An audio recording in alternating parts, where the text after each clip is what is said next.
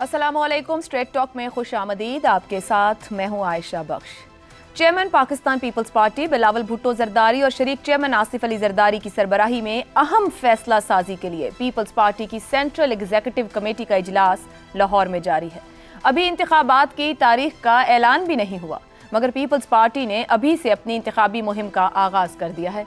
बिलावल भुट्टो जरदारी इन दिनों जिस तरह खुलकर धुआंधार सियासी बयानबाजी कर रहे हैं, उससे ऐसा ही दिखाई दे रहा है कि इस वक्त इंतखाबात की जितनी जल्दी पीपल्स पार्टी को है, शायद उतनी किसी और सियासी जमात को नहीं। दिलचस्प बात यह है कि बिलावल भुट्टो अपनी साबका इत्तेहादी जमात नून लीग पर खुलकर बरस रहे हैं। साबका इत्तेहादियों को इलेक्शन के खौफ का ताना देने वाले बिलावल भुट्टो दावा कर रहे हैं कि इस वक्त एक जमात के लिए तो लेवल प्लेइंग फील्ड है, मगर हर किसी के लिए नहीं। जनूबी पंजाब के जिला मुजफ्फरगढ़ में खिताब में बिलावल भुट्टो जरदारी ने कहा कि एक जमात खुद इलेक्शन की तारीख दे रही है। किसी को नहीं पता इलेक्शन कब होंगे, चीफ इलेक्शन कमिश्नर को नहीं पता इलेक्शन कब होंगे, उन्हें नहीं पता इलेक्शन कब हैं, आवाम को नहीं पता इलेक्शन कब हैं, मगर इस जमात को पहले से पता है। अगर 90 नहीं तो कितने दिन में इलेक्शन होंगे, इलेक्शन कमीशन तारीख तो दे। इस सूरत हाल में हम लेवल प्लेइंग फील्ड ना होने का शिकवा ना करें तो क्या करें। बिलावल भुट्टो ने मजीद कहा कि पीडीएम मिसाक़े जमहूरियत के हक में नहीं। हमने तो चाहा था कि मिसाक़े जमहूरियत 2 भी बने। हमने नए मिसाक़े जमहूरियत की कोशिश भी की, लेकिन वो हो नहीं सका। उनका कहना था कि पीपल्स पार्टी अपनी वजारतों की जवाबदेह है और पीडीएम अपनी वजारतों की। यूँ बिलावल भुट्टो जरदारी ने वाज़ेह कर दिया है कि वो शहबाज शरीफ की 16 माह की कारकर्दगी का बोझ उठाने के लिए तैयार नहीं है। ऐसे में बुनियादी सवाल यही है कि वो कौन से ऐसे अवामिल हैं, क्या मामलात हैं जो बिलावल भुट्टो को ये कहने पर मजबूर कर रहे हैं कि इस वक्त जिस सियासी जमात को लेवल प्लेइंग फील्ड मिल रही है वो नून लीग ही है। इसी मामले पर गुफ्तगू करेंगे। पैनल में हमारे साथ हैं शहजाद चौधरी, अबसार आलम, जैगम खान और इफ्तिखार अहमद। आप चारों का बहुत शुक्रिया। पहला सवाल, इस वक्त सिर्फ एक ही सियासी जमात को लेवल प्लेइंग फील्ड दी जा रही है, बिलावल भुट्टो जरदारी। बिलावल भुट्टो को क्यों ऐसा लग रहा है कि नून लीग को ही लेवल प्लेइंग फील्ड दी जा रही है? इफ्तिखार साहब, क्या ऐसे मामलात हैं, क्या वजूहात हैं, क्या कुछ ऐसा हो रहा है पॉलिटिकल ग्राउंड पर जहां बिलावल भुट्टो जरदारी ये महसूस कर रहे हैं कि किसी भी जमात के लिए लेवल प्लेइंग फील्ड नहीं, सिर्फ एक जमात के लिए है? मुझे तो ये समझ नहीं आती कि जो लेवल प्लेइंग फील्ड का जो कॉन्सेप्ट है, ये तो कॉमर्स की ज़बान में ज़्यादातर इस्तेमाल होता है, जहाँ पे fairness, equal chances to succeed कहा जाता है और प्लेइंग रूल्स एक जैसे हों। तो अच्छी बात कह रहे हैं, लेकिन ये बयान नहीं कर पाए कि इससे उनकी मुराद क्या है। ये कहना है कि एक सियासी पार्टी को तारीख का इल्म हो गया, मुझे बड़ा अफसोस होता है। देखें, जब इलेक्शन कमीशन ने कहा कि हम अपनी जो एक्सरसाइज है डिलिमिटेशन की, उसको इस तारीख, पहले उन्होंने दिसंबर की तारीख दी। जब सियासी पार्टियों की मुलाकात हुई तो उन्होंने उसमें उनकी मुलाकातों के बाद महसूस किया कि इसको और फेयर इनफ कर लिया जाए। उन्होंने 1 महीना गालिबन पीछे कर लिया, अभी तक वैसे अनाउंस नहीं किया उन्होंने। वहाँ से लोगों ने अंदाज़ा लगाया कि अगर ये फैसला नवंबर में होता है, दिसंबर, जनवरी, फरवरी, सिंपल सी बात है। अब इसके लिए अगर किसी को समझ नहीं आ रही और वो दूसरों पे इस किस्म की स्कोरिंग कर रहे हैं, तो मैं कुछ नहीं कहना चाहता। अब बात यह है कि जो है ना लेवल प्लेइंग फील्ड, वो फिर ये कहेंगे हमें सिंध में दी जाए, तो फिर कोई कहेगा कि मुझे बलूचिस्तान में दी जाए। लेवल प्लेइंग फील्ड का फिर मुराद है कि फेयर इलेक्शन होने चाहिए for all, not for a और फॉर बी और फॉर सी, और वो होंगे। अगर इलेक्शन हुए तो फेयर होंगे। ये अलग बात है कि मैं अगर हुए तो और होंगे। मैं उन लोगों में से हूँ जो पिछले 6 महीनों से इस बात का यकीन कामिल रखता है कि पाकिस्तान में इंतखाबात होंगे। इंतखाबी अमल से गुजरे बगैर पाकिस्तान का मुस्तकबिल कोई नहीं है, और पाकिस्तान के अंदर जो सेनेट है वो आधी रह जाती है 15 मार्च के बाद, तो ये मजाक ज़्यादा अरसा नहीं चल सकता। फिर सीधा साधा मार्शल के लिए जाना पड़ेगा अगर आपने इस बात को भी नहीं मानना। तो मेरा ख्याल है मार्शल की सूरत हाल अभी हम फेस नहीं कर सकते, बिकॉज बैन अवी दबाव पर बहुत बढ़ जाएगा, और वो ये 4 पैसे जो IMF की शक्ल में आपको मिल रहे हैं ये भी नहीं मिलेंगे। अब ये लेवल प्लेइंग फील्ड का जो तस्वर है, ये अच्छा बयानिया है। मैं इसको समझता हूँ कि बहुत अच्छा सियासी बयानिया पाकिस्तान पीपल्स पार्टी ने अपना लिया है, और आई मस्ट अप्रिशिएट जिस आदमी ने भी इस बयानी को बनाया है। साहब डिस्कशन हुई होगी कि हम क्या बयानियाँ लेके जाएँ पाकिस्तान में, तो उन्होंने कहा कि ये है कि जी हमें लेवल प्लेइंग फील्ड दी जाए। क्यों उनको अपनी सियासी स्पेस पे कोई मसला महसूस हो रहा था जो ये बयानियां खड़ा है? नहीं, सियासी बेस पे उनको जो मसले महसूस हो रहे हैं उसका भी हम अखबारों में पढ़ रहे हैं, चीज़ें आ रही है। GDA का जो प्लेटफॉर्म है बड़ा प्लेटफॉर्म हो रहा है, ये तो होगा, ऐसी तो कोई बात नहीं ना। देखिए जी, मैंने जो कहा ना कि लेवल प्लेइंग फील्ड का लफ्ज़ जो है ये इक़्तिसादियात के ज़बान में अमूमी तौर पर इस्तेमाल होता है, अब सियासत में भी होने लगे, ठीक है, लेकिन निशानदेही नहीं की कि दूसरों को कौन सी ऐसी रियायतें मिली हैं। और भाई अभी तो वो आया भी नहीं, जब वो आएगा मुकदमात को फेस करेगा फिर देखेंगे क्या होता है। तो आप पहले से क्यों इतने मुस्तरिब है? और बाकी जो उसका फील्ड है, जो उसका ग्राउंड है वो सेंट्रल पंजाब है, आपका जो फील्ड है वो है सिंध। उन्होंने अभी आपके सिंध के बारे में तो कभी कुछ नहीं कहा। आपको पंजाब में जरदारी साहब तो बिलावल भुट्टो के वजीर आजम बनने की बातें करते थे, बारी आपकी। अगर उनके पास कौमी असेंबली में 173 वोट होंगे तो बिल्कुल उनका हक है। देखें, ये पाकिस्तान एक फेडरेशन है, इसमें कोई शख्स भी प्राइम मिनिस्टर बन सकता है अगर उसके पास उतने वोट हों जितनी वोटों की रिक्वायरमेंट कॉन्स्टिट्यूशन ये है। अगर हैं तो ठीक। तो मुझे एक बात बताएं, जो कोशिश की गई थी, आसिफ ने जो कोशिश की आज से 3-4 महीने आके पूरे के पूरे सराइकी बेल्ट में, तो उसमें कोई उनको ऐसे मुस्बत नताइज नहीं मिले ना। तो उसको हकीकत को भी सामने रखने तो वैसे अच्छा है। आई अप्रिशिएट जिस किसी ने भी ये बयानियाँ बनाया है और ये लफ्ज़ों को चुनाव किया है, वो काबिल तारीफ़ है सियासी तौर पे कि शायद ये सियासत में बिक जाएगा माल। चलें जी, अच्छा बयानिया या नारा दे दिया पीपल्स पार्टी को। शहजाद साहब, सिंध में करप्ट नासिर के खिलाफ बड़ी कार्रवाइयों की इत्तलात आ रही हैं, रिपोर्ट हो रहा है पीपल्स पार्टी को सिंध में सियासी मुस्तकबिल खतरे में दिखाई दे रहा है। पंजाब में जो वो पॉलिटिकल स्पेस चाह रहे थे वो उस तरीके से, जैसे भी इफ्तिखार साहब ने जिक्र किया, यानी कि ज़मीनी हकीकत जैसी पॉलिटिकल वो चाह रहे थे नहीं नज़र आ रही। ये एक बयानिया है जो उन्होंने तरतीब दिया है या वाकई वो ये महसूस कर रहे हैं कि कोई एक जमात जो है वो सबसे अलग है और बाकियों के लिए लेवल प्लेइंग फील्ड नहीं है?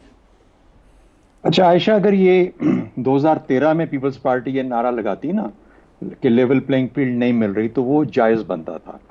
यानी 2008 से 2013 में आके जब इलेक्शंस हुए तो उस वक्त दहशतगर्दी की वजह से पीपल्स पार्टी को वो मौके नहीं मिले जिसमें वो इस तरीके से कैनवेसिंग और कैंपेनिंग कर सकती। जो कि अब वो एक और सवाल है कि क्यों पीपल्स पार्टी जितनी बड़ी पार्टी उसका मुकाबला करने में पीछे हट गई, 2 कदम पीछे उठा लिए। शायद उसके अंदर ये भी वजह थी कि 2008 और 2013 में कोई इतनी ऐसी कारकर्दगी भी नहीं थी जिसकी बुनियाद पे वो इतना बड़ा नारा या इतनी बड़ी कैंपेन लेके चलते। वो मुश्किल से 5 साल उन्होंने पूरे किए थे और जरदारी साहब का कहना था कि हमारी सबसे बड़ी कामयाबी यह है कि हमने 5 साल पूरे कर लिए। बहरहाल उसको एक तरफ छोड़ते हैं। असल में बिलावल भुट्टो साहब जो है ना, ये थोड़ा सा मेरे हिसाब से कोई ज़्यादा अक्लमंदी की बात नहीं कर रहे ये इस बात करते हुए। असल में जब आप तनकीद करते हो ना तो तनकीद के साथ भी दलील बहुत ज़रूरी होती है। तो फिर जिस रुतबे और जिस लेवल से आप बात कर रहे हैं आपकी बात में वजन होना चाहिए। उनको ही क्या कहना चाहिए था? उनको कहना चाहिए था कि पंजाब में जी 148 सीटों हैं नेशनल असेंबली की, मेरे पास सिंध में सिर्फ 65 सीट्स हैं और बाकी जगहों पे एक जगह पे 14 और एक जगह 35 हैं या 40 के करीब आप हो गई हैं, शायद फाटा वाली मिला के 44 के करीब। तो कहने का मतलब ये हुआ कि जब आपकी इस तरह की division of national assembly seats इतनी डिफरेंट है, इतना बड़ा एक मार्जिन है, वेट है जो कि पंजाब के पास है, तो वो क्रिएटिविटी शो करते, कहते हैं इसको कैसे हल कैसे करना है। वो कहते हैं कि भाई हम सब के सब बाकी जो सूबे हैं महसूस करते हैं कि जो सीटें हैं या जो डिवीजन ऑफ हमारा जो स्ट्रक्चर एडमिनिस्ट्रेटिव स्ट्रक्चर है या जो इलेक्टोरल स्ट्रक्चर है इसको तब्दील होना चाहिए।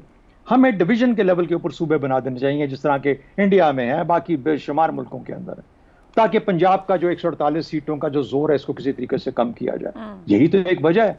इस वक्त पीपल्स पार्टी भी नहीं है पंजाब में, इस वक्त पीटीआई भी आपको बहुत कमजोर या दबी हुई नजर आती है, जिसे हमने कल भी बात की थी। तो सिर्फ इसलिए पीएमएलएन नजर आती है। पीएमएलएन अगर 148 सीटों पर लड़ेगी तो जाहिर है कि एक मेजॉरिटी पार्टी के तौर पर उठेगी या नजर आएगी। जैसा हम पहले कहते हैं कि कबूलियत के लिए भी खुसूसियत चाहिए होती है। अब आपके वालिद साहब ने 18वीं तरमीम करके अपने आप को किला बंद कर लिया। 65 सीटों में से आप 50-55 ले जाएंगे, 45 ले जाएंगे, चलें जितनी भी ले जाइए, लेकिन बदकिस्मती से उन 45-50 के साथ आप वहां नहीं जा पाते जिसका आप ख्वाब देख रहे हैं। तो आपको इलेक्टोरल स्ट्रक्चर, पॉलिटिकल स्ट्रक्चर जो मुल्क का है इसके अंदर कुछ ना कुछ करना चाहिए। दूसरी एक और बात देखिए, बात यह है कि 15 साल सिंध के अंदर इनकी पीपल्स पार्टी की हुकूमत रही, ये लेवल प्लेइंग फील्ड नहीं थी। सिंध का नक्शा बदला जा सकता था इन 15 सालों में। बिल्कुल। ये लेवल प्लेइंग फील्ड नहीं थी। यहाँ पे वजारतें पिछले 1.5 साल में, 5 साल छोड़ दें, 1.5 साल के अंदर जब इनको मिली, 2008 से 2013 इन्होंने पूरे 5 साल गुजारे। मुझे बताइए आज PMLN ये कह सकती है कि हम 2013 से 2017 के अपने रिकॉर्ड पे जाएंगे? क्या पीपल्स पार्टी कह सकती है कि 2008 से 2013 के रिकॉर्ड पे जाएंगे इलेक्शंस के अंदर? तो ये इनको अपने, जिसे कहते हैं ना, मंजी थल्ले डांग दे के और अपने गिरबान में झांक के पूछना चाहिए, देखना चाहिए। आपने वजारतें भी इंजॉय कर ली, सब कुछ कर लिया। बेसिकली कह रहे हैं कि यार मेरी बारी थी, बारी बारी, एक बारी तेरी, तो शहजाद साहब इसे क्या फ्रस्ट्रेशन कहा जाए? क्या है फ्रस्ट्रेशन? यही है ना, फ्रस्ट्रेशन यही है कि बता दिया था, किसी ने बताया होगा, वाले साहब ने कहा होगा बेटा फिक्र ना कर, अगली बारी तू वजीर आजम है। और वो जाहिर है कि जब वो हालात देखे, भाई कि मैंने कहा ना, कबूलियत के लिए भी खुसूसियत चाहिए ना, कोई तरीका होना चाहिए ना। आप 8-9 तो हो ना, 8-9 से आपको खींच सर वैसे पीपल्स पार्टी की कोशिश तो काफी की 2017 से लेके गुज़िश्ता साल 22 तक, बल्कि अभी ये 16-18 महीने भी बड़ी कोशिश। किस चीज की कोशिश? मुझे बताएं किस चीज की? कोई और ही कोशिश थी सर। बलोचिस्तान हुकूमत से शुरू होकर सेनेट से होते हुए बहुत से, फिर PDM और वो सब कुछ, वो और खुसूसियत थी, शायद वो किसी काम ना आई। ना ना ना, आप भी उस तरह की तनकीद कर रही हैं जो कि बिलावल भुट्टो कर रहा है। कोई एक पॉलिटिकल लॉजिक बताए ना इस चीज की। फुटप्रिंट पंजाब में किस तरीके से एस्टैब्लिश किया? 2 बंदे हैं, चौधरी मंजूर और कमरुज़मान कायरा। तीसरे बंदे का नाम मुझे बता दें पंजाब के अंदर। ठीक। तो कहने का मतलब यह है कि आपने काम जहां करना था वहां नहीं किया, आप नहीं वहां पे रोड्स बना पाए, आप अपनी जगह नहीं बना पाए। अब आपका सिर्फ रोने का फायदा नहीं। चले जी, अब रोने का फायदा नहीं, जहां काम करना था वहां तो किया नहीं अबसार साहब। और ये एक हकीकत है कि सिंध में मुस्लिम लीग नून का उस तरीके से वजूद नहीं है, और यहाँ पर पंजाब में बात करें तो पीपल्स पार्टी कमज़ोर ही है। तो इस वक्त इस तरह के इल्ज़ामात, अभी तो इंतखाबी मुहिम भी उस तरह से शुरू नहीं की तमाम जमातों ने, क्यों कर रहे हैं बिलावल भुट्टो और क्या हासिल करना चाह रहे हैं? सिंध में मुस्लिम लीग नून का ना होना और पंजाब में पीपल्स पार्टी का ना होना, ये कोई सेहतमंद बात तो नहीं है फेडरेशन के लिए। होना चाहिए। जो कौमी सियासी जमातें हैं उनकी तमाम सूबों में कुछ ना कुछ प्रेजेंस ज़रूर होनी चाहिए, चाहे उनका कोई स्ट्रॉन्ग होल्ड भी हो। तो पहले 2-3 साल पहले तो लग रहा था कि जितनी ये गानगत थी पीपल्स पार्टी और नून लीग में कि शायद पाकिस्तान पीपल्स पार्टी को कुछ सीट एडजस्टमेंट पंजाब में की जाए और मुस्लिम लीग नून को सिंध में कुछ सीटें दिलवाई जाएं इसी तरह। लेकिन अब जो आके जो फ़र्क पड़ा है ना, फ़र्क पड़ा है वहाँ से जहाँ पे बलूचिस्तान में जो बाप पार्टी थी, जिसको बनवाने में आसिफ अली जरदारी साहब का भी हाथ था 2017 में, वो जो है वो उनके साथ नहीं जा रही। पहली उन्हें चोट तो वहाँ लगी है, क्योंकि वो बिलावल साहब, जरदारी साहब की इस बात पर यकीन कर रहे थे कि अगले वज़ीर आज़म वो होंगे बिलावल ही। और जो बारी की बात हुई है कि शहबाज शरीफ ने तो बारी ले ली, मुस्लिम लीग नून ने बारी ले ली, तो अब अगली बारी छोटी बारी मुस्लिम लीग नून को दिलवा कर आसिफ अली जरदारी साहब ये सोच रहे थे बड़ी बारी मैं बिलावल साहब को दिलवाऊंगा, लेकिन वो ख्वाब शर्मिंदा ताबीर नहीं हुआ। एक तो बाप की वजह, दूसरी वजह यह थी कि उनका ख्याल था कि वो सराइकी बेल्ट पे बहुत काम करते हैं और कोशिश भी करते सराइकी सूबा बन जाए, और इस बुनियाद पे वोट को भी वो कैप्चर करने की कोशिश करते हैं। तो उनका ख्याल था कि सराइकी बेल्ट के जो इलेक्टेबल्स हैं वो PTI के ऊपर क्रैकडाउन के बाद उनकी तरफ आ जाएंगे, लेकिन वहाँ पे इस्तेहकाम पार्टी बना दी गई और वो जितने भी इलेक्टेबल्स थे वो इस्तेहकाम पार्टी में चले गए। इन 2 पॉलिटिकल हिट्स से पीपल्स पार्टी को जो उनका प्लान था, जो उनका ख्वाब था, उसको बहुत प्रैक्टिकली बहुत नुकसान पहुंचा। बाकी सारी बातें परफॉर्मेंस और ये चीज़ें तो दुरुस्त हैं, उसमें कोई शक नहीं है, लेकिन जो ऑन द ग्राउंड उन्हें हिट मिली है ना, वो इन 2 फैक्टर से मिली है। वरना इसी परफॉर्मेंस के बावजूद अगर वो पसंदीदा होते तो वो जाहिर है उनको शिकायत ना होती। और फिर जो सिंध में बहुत सारे लोगों के ख़िलाफ़ केसेस हो रहे हैं, क्रैकडाउन हो रहा है, उनमें से बहुत सारे लोग ऐसे हैं जो इन्वेस्टर्स हैं पाकिस्तान पीपल्स पार्टी के, और उन्होंने काफ़ी पैसा शायद कमाया है, जो 15 साल पीछे मुसलसल बात हो रही है। तो अब एक स्टेज ये आई है, मुझे ये जो बिलावल भुट्टो साहब ने ये शिकवा किया है, मुझे चौधरी शुजात हुसैन और चौधरी परवेज़ इलाही का वो शिकवा याद आ गया 2011-12 वाला, जो उन्होंने जनरल कियानी से किया था कि जनरल पाशा हमारी पार्टी काफ लीग के बंदे तोड़ तोड़ के इमरान खान की पार्टी में ले जा रहे हैं। तो ये बस ऐसे ही है, हमारे पहिया तो ऐसे ही चलता है, कभी कोई ऊपर कभी कोई नीचे। अच्छा जी, ये ऐसे ही चलता है। लेकिन यहाँ पे एक बात हुई है कबूलियत की और पसंदीदगी की, और खसूसियत भी तो होनी चाहिए। अब वो मैंने तो एक तंज ही किया था, वैसे जो पहले किया था सियासी काम होना चाहिए ग्राउंड पर 17 से 22 तक उस खसूसियत जो थी वो कहीं और तवज्जो लगाई जैगम साहब पीपल्स पार्टी ने। नवाज शरीफ की वतन वापसी, बहुत सी गुफ्तगू, खुद मुस्लिम लीग नून की जानिब से बहुत ज़्यादा ये कहा जाना और बहुत से तज्जियों में ये कहा जाना, और ये भी शहजाद साहब ने भी एक जिक्र किया उसके अंदर, और कल भी बात की थी, क्या बिलावल भुट्टो और आसिफ जरदारी के ख्वाब पूरे नहीं हो पा रहे हैं? वो फ्रस्ट्रेशन है जो वो ये इल्ज़ामात लगा रहे हैं। फिर मैं वही बात कहूँगी, अभी तो इंतखाबी मुहिम का आगाज़ होना है, इलेक्शन की तारीख ने आना है, मगर वो उससे पहले से महसूस कर रहे हैं कि वो कहीं बंद हो रहे हैं या जकड़े जा रहे हैं। कोई ऐसा प्रेशर है जो उनके लिए इलेक्शन को इतना सूटेबल नहीं कर रहा है। क्या समझ रहे हैं आप? वो क्यों ऐसे बयानात अभी से दे रहे हैं? कुछ महीने पहले तक तो खुश थे शहबाज शरीफ से बहुत ज़्यादा। वो लफ्ज़ अपने मफ़हूम बदलते रहते हैं। इस वक्त लेवल प्लेइंग फील्ड का मतलब है सिलेक्शन। मुस्लिम लीग नवाज़ की सिलेक्शन हो गई, पीपल्स पार्टी की नहीं हुई। तो लेवल प्लेइंग फील्ड किसको मिला? मुस्लिम लीग नवाज़ को। किसको नहीं मिला? पीपल्स पार्टी को। एक ज़माना था कि ये दो पार्टियां दो नज़रियात की नुमाइंदा होती थी, राइट की और लेफ़्ट की नुमाइंदा होती थी। एक ज़माना था कि इनकी वोट बेस का फ़र्क होता था, एक मिडिल क्लास और एक वर्किंग क्लास को रिप्रेजेंट करती थी। आज इनका दरबार का झगड़ा है, बादशाह के करीब कौन खड़ा होगा, किसको सूबे की दीवानी मिलेगी और किसको सल्तनत की वजारत उज़्मा मिलेगी। आपने बिल्कुल ठीक बताया, पीपल्स पार्टी ने 7 साल खिदमत की है, दरबार में खड़े होकर बलूचिस्तान की हुकूमत गिराई, संजरानी फार्मूला लाए, बाप पार्टी बनाई, उसके बाद भी एक एक कदम पर खिदमत की।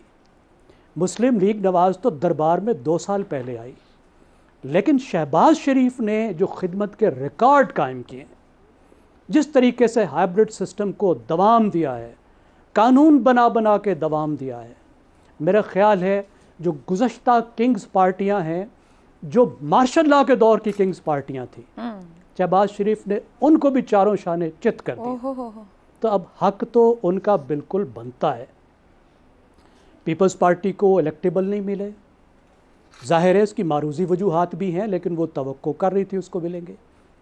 उसको बाप पार्टी तवक्को कर रही थी कि उसमें जम की जाएगी, उसको नहीं मिली। जब वो नखरे दिखाती है तो उसके ख़िलाफ़ कार्रवाइयाँ भी शुरू हो जाती हैं। एक तो ये सब बातें हैं, अब कम अज़ कम नाराज़गी दिखाने का तो हक है ना, और नाराज़गी दिखाने की एक और वजह भी है, पीपल्स पार्टी और मुस्लिम लीग नवाज़ का वोट बैंक नहीं मिलता, और मुस्लिम लीग नवाज़ इस वक्त जिस गैर मकबूलियत के मेराज पर पहुंच गई है, जितनी टॉक्सिक हो चुकी है, उससे फ़ासला अख्तियार करना और मौजूदा सेटअप से फ़ासला अख्तियार करना इस वक्त तमाम पार्टियों की ज़रूरत है। इस वक्त इलेक्शन से अगर कोई भाग रहा है, दौड़ें लगा रहा है, तो मुस्लिम लीग नवाज़ है। बाकी तो सब पार्टियां कहती हैं इलेक्शन करा दो। अगर आज इलेक्शन हो जाएं, मुस्लिम लीग नवाज़ ही घाटे में रहेगी ना। पीपल्स पार्टी को कम अज़ कम सिंध तो मिल जाएगा। तो गुस्सा बिकता है, मजलूमियत बिकती है, तो थोड़ा गुस्सा दिखाना है, थोड़ी मजलूमियत दिखानी है, थोड़ा अलग होना है, थोड़े नखरे दिखाने हैं, ताकि दरबार में शायद 4 कदम अलग खड़ा कर दिया जाए। ठीक है जी, अबसार साहब आप कुछ कहना चाह रहे हैं? मैं एक पॉइंट जो जैगम साहब ने रेज किया राइट लेफ्ट का, मेरी एक अपनी ऑब्जर्वेशन है। मैं पाकिस्तान में कम अज़ कम, और दुनिया में भी शायद हो, लेकिन पाकिस्तान में कम अज़ कम राइट और लेफ्ट का इस वक्त झगड़ा नहीं है। क्योंकि हम 60s और 70s के जो, या 80s तक भी जो लोग जो पैदा हुए हैं और फिर पले बड़े हैं इस मुल्क में, वो उस रोमांस में रह रहे हैं राइट और लेफ्ट के। लेकिन जो यंग जनरेशन है, जिनकी तादाद बहुत ज़्यादा, हम बार बार जिक्र भी करते हैं, उनको राइट और लेफ्ट का मसला नहीं है इस वक्त। इस वक्त उनकी बुनियादी ज़रूरियात में उनकी हाँ एक समय, लेकिन अभी जो वो पीपल्स पार्टी नून लीग के हवाले से कहा ना, लोग ये यंग जनरेशन ये देखना चाहती है कि उनके ख्वाबों की ताबीर कौन देता है। उसमें सबसे बड़ी चीज़ है बेहतर ज़िंदगी, एम्प्लॉयमेंट और अच्छी लाइफस्टाइल यहाँ पे पाकिस्तान में हो, और इकोनॉमी कैसे डेवलप कर सकती है। और जो पावर सेंटर्स हैं उनको भी पता है कि मईशत इस वक्त ख़राब हो चुकी है और उसको ऊपर कौन लेके जा सकता है। मैं ये समझता हूँ पीपल्स पार्टी ने जो गलती की है ना वो यही की है, वरना जितना आइडियल टाइम पीपल्स पार्टी को मिला है तीनों बड़ी जमातों में कि 15 साल सिर्फ 5.5 करोड़ की आबादी सिंध की 15 साल कंसेक्टिव मिले हैं उनको, कंटिन्यूटी जिसकी हम तलाश में रहते हैं कि कंटिन्यूटी मिल जाए किसी को। बिल्कुल बिल्कुल, और उन्हें कोई वहां एहतजाज, हड़तालें, धरने कुछ नहीं था। वो सिंध को मैं कहता हूँ पेरिस ना बनाते, पाकिस्तान में सबसे बेहतर सूबा होता। सब लोग कहते हैं हम सिंध जाके रहना चाहते हैं। बिल्कुल वो लाडले रहते। ठीक है जी, ज़ैगम साहब शॉर्ट पॉइंट रहते। दुनिया में आज भी लेफ्ट और राइट की तकसीम मौजूद है। ठीक है, मैं इसको आज भी इख्तलाफ मौजूद हैं। आज भी वर्किंग क्लास की और सर्व करने वाले, गरीबों को सर्व करने वाली पार्टियां और मिडिल क्लास को सर्व करने वाली पार्टियों में फ़र्क है। मसला ये है कि गरीब की नुमाइंदा पार्टी बची ही नहीं है। सही है। तमाम पार्टियां एक ही ग्रुप को सर्व कर रही हैं, शराफिया एक जैसे इंटरेस्ट को सर्व कर रही हैं। इसका मतलब ये नहीं है कि नजरियाती फ़र्क मौजूद नहीं है, या पाकिस्तान में सारे के सारे अमीर हो गए, गरीब सारे जो है वो एटम बम में आके मारे गए, उनके लिए खड़ा होने वाला कोई नहीं बचा। ठीक है, वैलिड पॉइंट। इफ्तिखार साहब मुख्तसर ब्रेक पे। मैं तो मुख्तसर क्या बात करूं, मैं तो बात ही मुख्तसर करता हूं। मैं तो हैरान हूं कि कानून बना के इस्तेमाल किया गया। भाई वो कानून जब बन रहा था तो उस वक्त बता देते ना कि ये जो फील्ड है ये लेवल प्लेइंग फील्ड है, ये नहीं है, उसका तो ख्याल नहीं आया। उसको तो जहाज पे उड़ते रहे। नहीं, एक बात मैं कहना चाहता हूँ सर, असल में झगड़ा हैव एंड हैव नॉट्स का है। बिल्कुल दुरुस्त, यही बात ये रहेगा, हैव एंड हैव नॉट्स का झगड़ा है। और इसकी शक्ल, वो शक्ल क्या अपनाता है, इसकी क्या शक्ल हम देखते हैं, वो इलेक्शन में हमें पता लग जाएगा। ठीक है, हम अगले सवाल में गुफ्तगू जरूर इसके ऊपर भी बात मजीद आगे बढ़ेगी। एक ब्रेक के बाद आपसे मिलते हैं।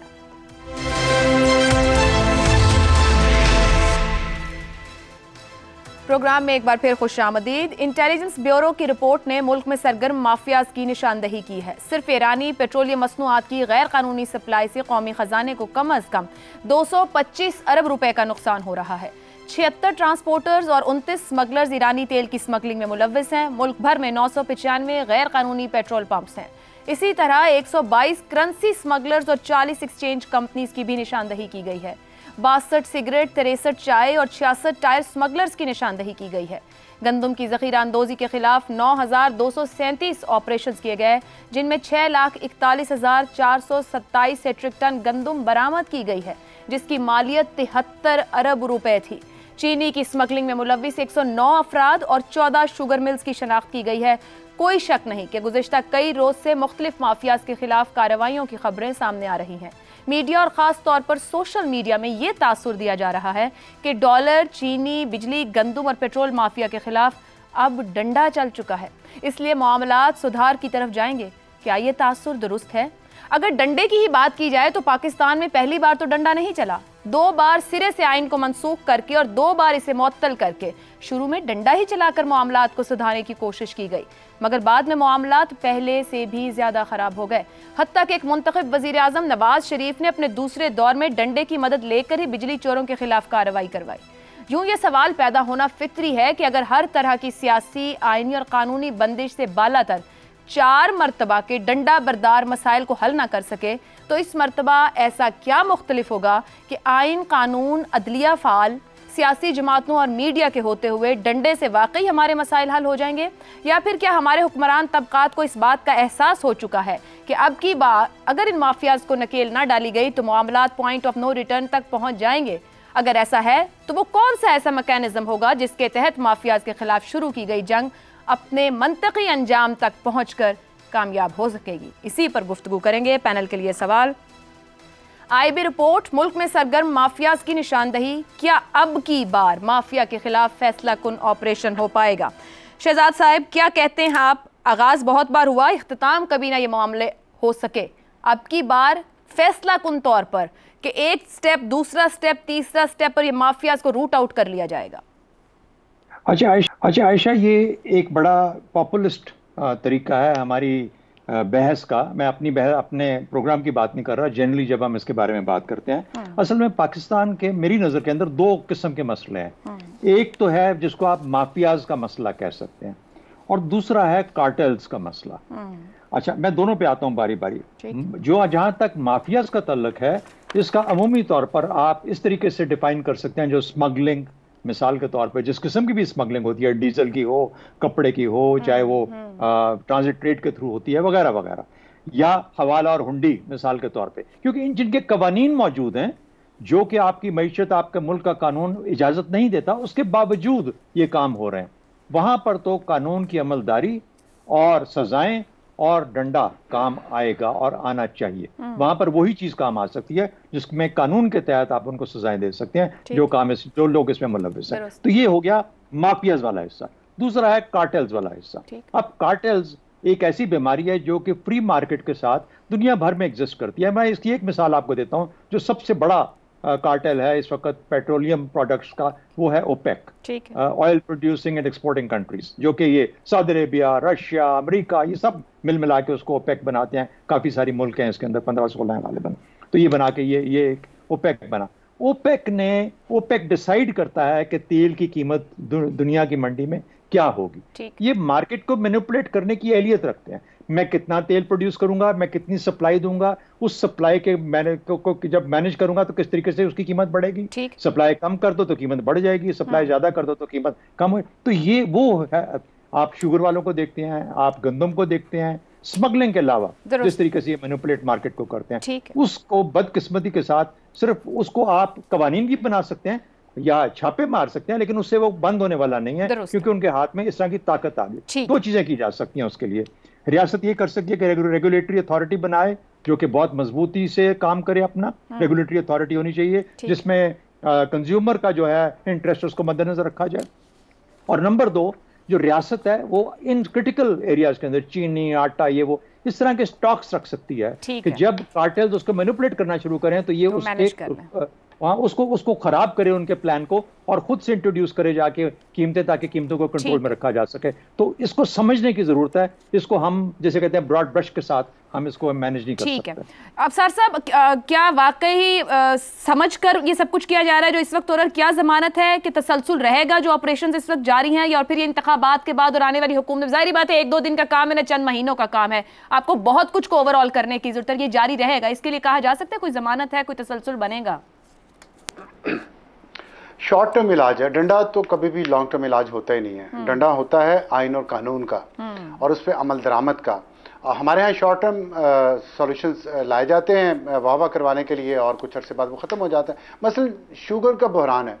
शुगर का बहरान हमारा तब तक रहेगा जब तक गन्ने की क्रशिंग सीजन शुरू नहीं हो जाता। नई चीनी आएगी, बहरान खत्म हो जाएगा, हमारा डंडा वापस चला जाएगा, वो फिर होल्डर्स अपना काम शुरू कर देंगे। इसी तरह वीट का है। वीट की फसल आने से पहले पहले बहरान होता है, उसके बाद फिर ठीक हो जाता है, हम फिर भूल जाते हैं। इसी तरह डॉलर का है। डॉलर हमारे पास खत्म होता था, नई अफगान जंग शुरू हो जाती थी, हमारे पास डॉलर आना शुरू हो जाता था, हमें परवाह नहीं होती थी। जब तक हम खुलूस से, नीयत से अपने मुल्क के लिए आइन और कानून पे अमल नहीं करेंगे, ये सब कुछ होता रहेगा। और ये शॉर्ट टर्म इलाज नहीं है। हमें किस्से कहानियां सबकी सुनते रहते हैं, उस पर बोल नहीं सकते क्योंकि इजाजत नहीं है।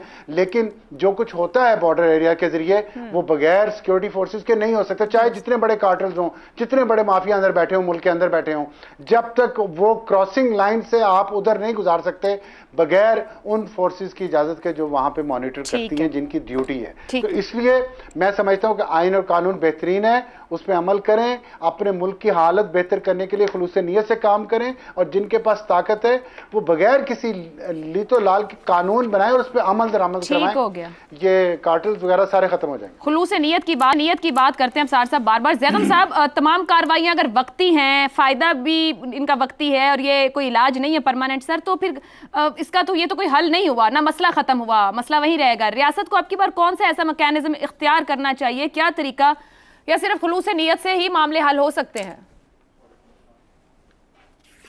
ये जो माफिया का लफ्ज़ है ये पाकिस्तान के लिए नहीं है, ये है कोलंबिया, मेक्सिको, इटली के लिए।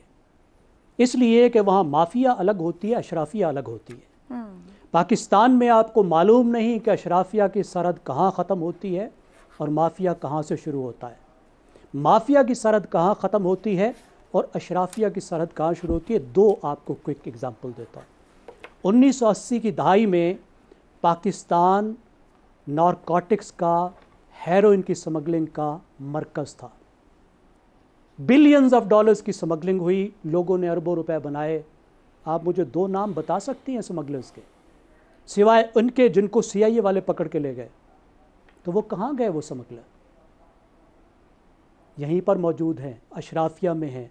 आप कोलंबिया के पेब्लो एस्कोबार का नाम बता सकती हैं, आप मेक्सिको के अल चैपो का नाम बता सकती हैं, आप पाकिस्तान के स्मगलर्स का आपको नाम मालूम ही नहीं है। अफगान ट्रांजिट ट्रेड को देखिए, वो मुल्क जो $2 बिलियन से कम की एक्सपोर्ट करता है, पाकिस्तान ने उसको इजाज़त दी है कि $7 बिलियन की इंपोर्ट करो। और इसमें तेल शामिल नहीं है, इसमें बिजली शामिल नहीं है जो वो इंपोर्ट करता है, इसमें गंदम शामिल नहीं है, बेशुमार चीज़ें इसमें शामिल नहीं हैं। तो क्या होता है, इस 7 में से $6 बिलियन तो यहाँ आते हैं ना, और वो अफगान नहीं करते। स्मगलर भी पाकिस्तानी हैं, कारोबारी नुमा स्मगलर, फिर स्मगलर नुमा स्मगलर और अफसर नुमा स्मगलर। इतने बिलियंस ऑफ डॉलर्स वो लोग कमा रहे हैं जो हमारी नज़र में अशराफिया हैं, जो चैम्बर्स ऑफ कॉमर्स के मेंबर हैं, जो अफसरान हैं, और ये जिन्होंने 25-25 करोड़ की यूनिवर्सिटियां बेची हैं, 40, ये माफिया है या अशराफिया है? ठीक। ये जो शुगर मिल वाले हैं, थोड़ी सी चीनी स्मगल करके मुल्क में कमी पैदा करते हैं और सैकड़ों अरब रुपए कमा लेते हैं। ठीक हो गया। ये माफिया हैं या अशराफिया हैं? और जिनको स्टे ऑर्डर देते हैं वो कौन है? और मसला शहजाद साहब ने बताया कि रेगुलेटर और कार्टेल। हजूर, यहाँ तो कार्टेल ही रेगुलेटर है। कौन सी मुझे बताइए हुकूमत है जिसमें शुगर मिल खुद नहीं बैठी होती? रेगुलेटर भी वो खुद है और कार्टेल भी वो खुद है। आखिरी बात देखिए, सस्टेनेबिलिटी, पायदार हल चाहिए, गवर्नेंस की रिफॉर्म से, जुडिशरी की रिफॉर्म से, लॉ एंड ऑर्डर की रिफॉर्म से। ये वक्ती काम जो हैं ये वक्ती ही हुआ करते हैं। वक्ती काम वक्ती होते हैं। इफ्तिखार साहब, ये जो इकट्ठा कर दिया है पूरी बात को मेरे लिए, तो ज़ैम साहब ने अशराफिया ही माफिया और माफिया ही अशराफिया है, तो फिर क्या उम्मीद रखी जाए और किधर उम्मीद रखी जाए? क्योंकि रेगुलेटर निज़ाम है, प्राइस कंट्रोल सिस्टम है, कॉम्पिटिशन कमीशन ऑफ पाकिस्तान है और बेतहाशा कवानीन है जो किताबों की जीनत हैं, इन्हीं पर अमल हो जाए तो कॉम्पिटिशन कमीशन ऑफ पाकिस्तान की बात आपने की, इसके बारे में अदालतों ने जो उसके पर काटे हैं ज़रा जाके वो भी डिटेल पढ़ लीजिएगा। सिंपल सी बात है जी, ईमानदार कोर कमांडर अगर हों तो स्मगलिंग नहीं हो सकती, ये हकीकत है। लफ्ज़ ईमानदार भी हम इस्तेमाल नहीं करते, हम ये कहते हैं कि अगर कोर कमांडर चाहें तो सरहदों से स्मगलिंग नहीं हो सकती। ठीक है। दूसरी बात है जो मेरे दोस्त ने कही जैगम ने, वो है रिफॉर्म्स।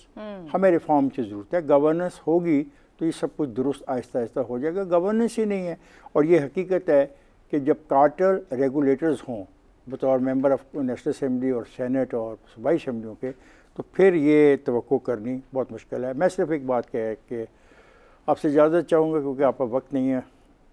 चीनी, गंदम वक्त बहुत और चावल को किसी तौर पे भी बाहर नहीं भेजा जाए, एब्सोल्युटली नॉट। कुछ भी ना हो, कोई मर नहीं जाएगा अगर इसको बाहर नहीं भेजा। हाँ, कार्टेल्स मरेंगे, माफियाज को नुकसान होगा।